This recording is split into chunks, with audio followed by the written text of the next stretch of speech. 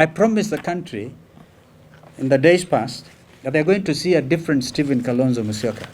I still insist that we are prepared to proceed on the basis of a three-legged stool, the grand coalition approach, and we therefore wish Kenyans all the very best as we get into this season. We should get into this season with a full confidence that this is a nation under God, and leaders should continue, when they issue commitments to each other, they should endeavor to honor them. In releasing this document, it is imperative to mention that I've tried twice to have Professor Makau Mutua convene a meeting between me and my brother, Honorable Raila Odinga, in his capacity as the depository of this most important document. On his part, Professor Makau stands in breach of his obligation under the agreement, since he has already joined Honorable Raila Odinga's campaign team.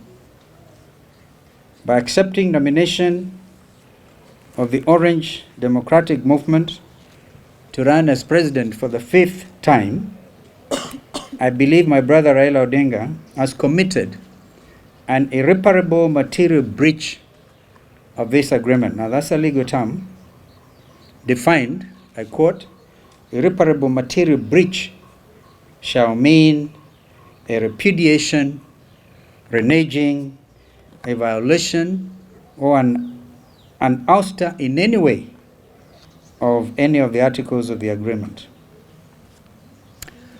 Attending the ODM delegates conference, at which my brother was named a presidential flag bearer, would have meant on my part acquiescence of the impugned breach.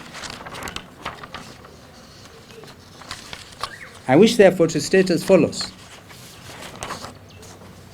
My brother has the option of abiding by the terms of this live legal agreement, live binding legal agreement, and thereby emerging, in my view, as a true national, regional, and indeed continental democratic hero, or he has the option of choosing to act in utter defiance and repudiation of the agreement, and thereby compounding the trust deficit.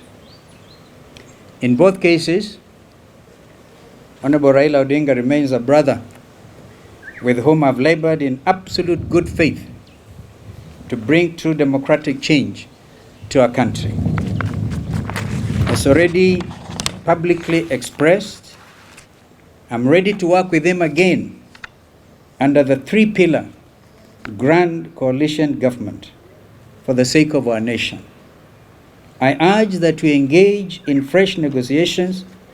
I urge that as we engage in fresh negotiations, this document forms the basis of such negotiation.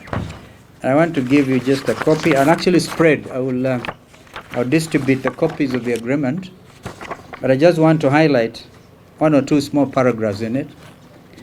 It's actually entitled the NASA Deal. And by its nature, this document was a secret document. But it starts by saying this memorandum is a binding legal agreement between the parties. And the parties have been explained. And I've highlighted the paragraph which reads, the commitments made herein shall bind Principle H, read Raila, and Principle Q, read Kalonzo Musyoka, in both the 2017 and 2022 elections. By this agreement, the parties agree that Principle H will be NASA's presidential nominee, and that Principle Q will be his running mate.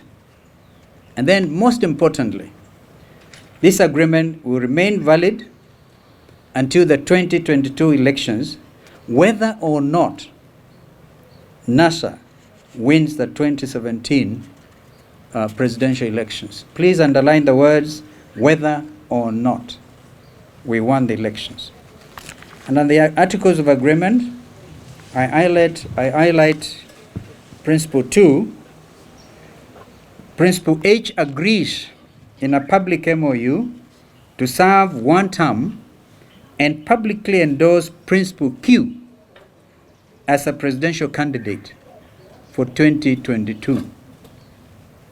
Therefore, gentlemen, ladies and gentlemen, if anybody has had any difficulty whatsoever with my sense of negotiation and my ability to play it straight and candidly, I hope today I've acquitted myself.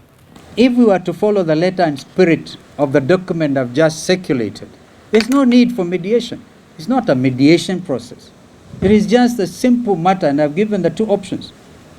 Yeah, my friend has the option to abide by his own signed commitment, or he says no. I've said everything is discussable, everything is on the table, and what I've just given you today will form the basis of future negotiations.